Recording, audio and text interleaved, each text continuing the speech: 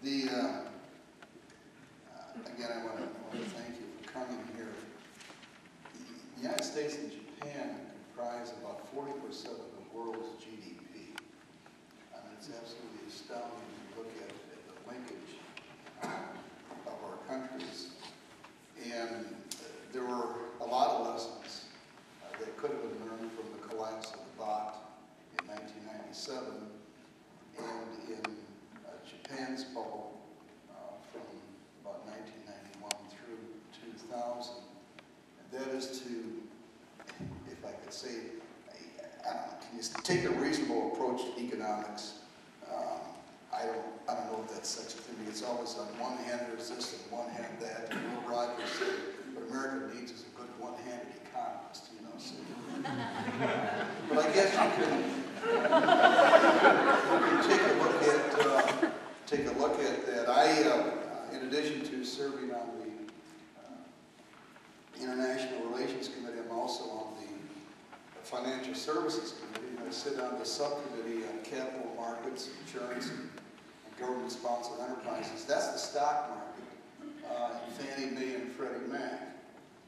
And there were a lot of us, as long as 5 years ago, that recognized there's something extraordinarily wrong in this country, where people who cannot afford to buy homes were allowed to buy homes. They were actually called liar loans, because people who wanted to see the deal close told the buyers, you can say anything you want about what your income is, and the Fed, which has always had the authority to do so, and Fannie Mae and Freddie Mac, which are the secondary holders of securities generated by the mortgages on homes, never required written documentation as to what a person earned. I mean, this is absurd. It's so simple. What do you earn? Well, you know, I W-2, anything. And because there was widespread belief that the price of real estate would never go down, concomitant with that were people expanding the money supply who said, well, if you get it over your head, you can simply sell and at least be where you were before you bought the home. Outright stupidity in this country, with all the regulators. No one did anything.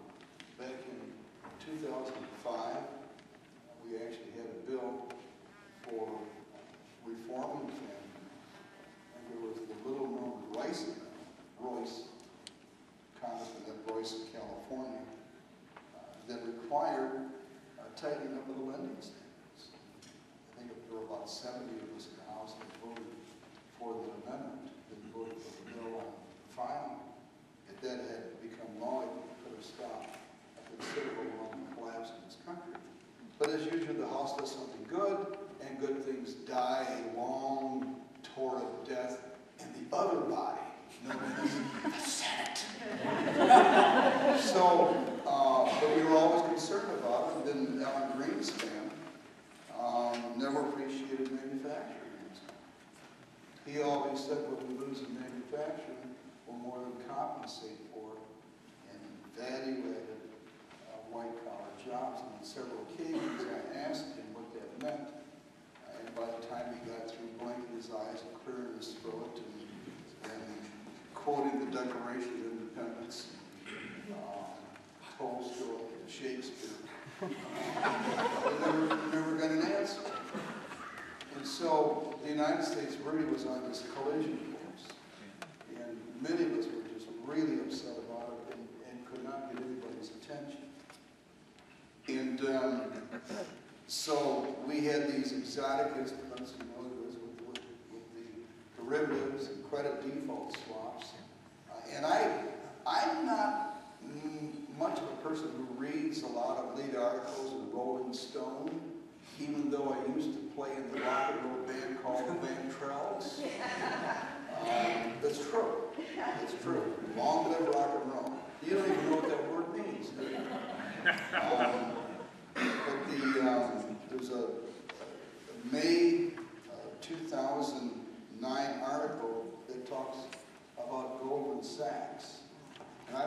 conspiratist, but you must read this article.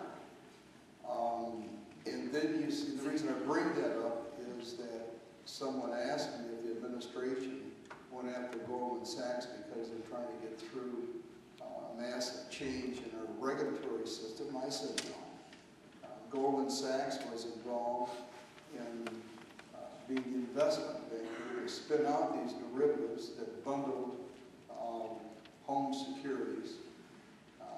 At the same time, they were betting that these things would fail. It's like somebody selling a house, knowing that the foundation is crumbling because of termites and there's nothing that you can do, and then getting stock in Terminex of somebody being the first one there to try to go in and remedy the situation, or actually not Terminex, but in somebody who destroys buildings with a bulldozer. And so Goldman Sachs is in a tremendous need. But I bring that out because it's very important to take a look at some of these institutions and say, is there anything that can be done to stop that activity? And the answer is really no when it comes to the investment banks.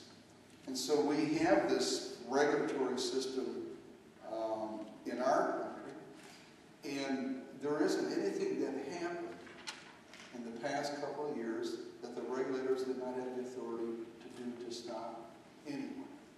So then you ask yourselves, why do you need a new regulatory system? And that's a whole new issue out there. But when you take a look at what happened in Japan, they had a real estate bubble that was caused by such a word as over-speculation.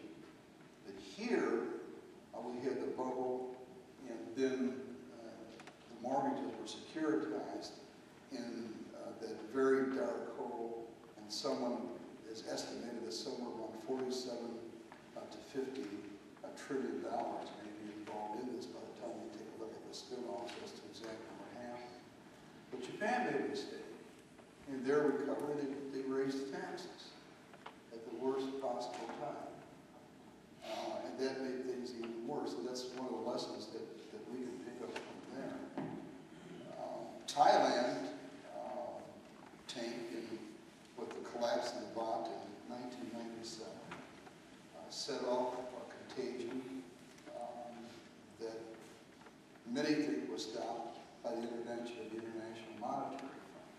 The purpose of that organization is to stabilize currencies by imposing conditions involving particular debt, equity ratios, discipline in making loans, etc. But we are seeing a recovery, albeit very slow. For the 8th month in a row now, the Institute for Supply Management is above 50 and growing, which means that manufacturers are picking up in the process of restoring depleted inventories. But let me leave you with this, and then we can get into questions. You cannot spend your way out of a recession. You have to manufacture your way out. Just taking money and throwing it against the wall, trying to help out somebody who's losing their home on foreclosure, you can cut that mortgage payment by 90%. If that person doesn't have a job. And so what we've seen is the total lack of emphasis upon restarting the economy in this country. Perhaps it's a political statement, but it doesn't have to be. I was one of 40 Republicans who voted for the cash for clunkers. I didn't like the clunkers aspect of it, but it reinvigorated sales of about 660,000 automobiles. Just the 15% tax, 15% deduction on appliances in the state of Illinois. The state went through $50 million in one Saturday morning. But you know what? That wasn't part of the stimulus bill I would have voted had it been a standing home, because they went directly to restarting manufacturing and for people buying things. We had introduced a bill that would have taken a modest, now $75 billion, to restart the automobile industry, which went from 16 million sales to about 9 million. And to get up to 15 million, we would have had a $5,000 point of sale voucher on the sale of any new automobile. And for 1 million automobiles, that's $5 billion.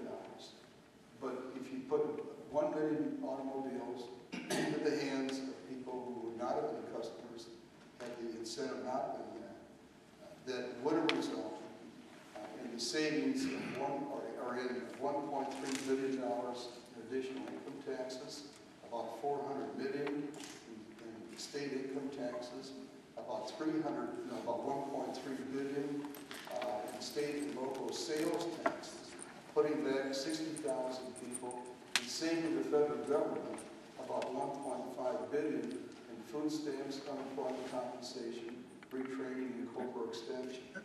That's the type of stimulus we needed. It would put